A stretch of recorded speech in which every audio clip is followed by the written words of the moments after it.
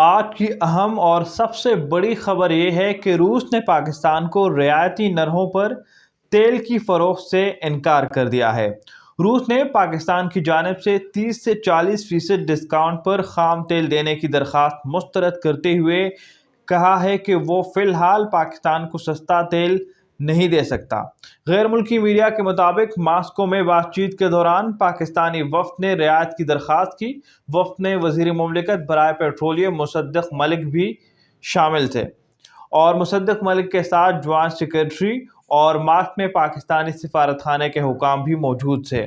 مذاکرات کسی واضح نتیجے کے بغیر ختم ہو گئے، تاہم روس نے یقین دلایا کہ وہ پاکستان کی درخواست پر غور کریں گے اور بعد میں سفارتی ذرائع سے اپنا فیصلہ شیئر کریں گے۔ اس کے علاوہ روس نے پاکستان پر زور دیا کہ وہ Pakistan stream gas pipeline کے حوالے سے اپنے عزم کا اظہار کرے۔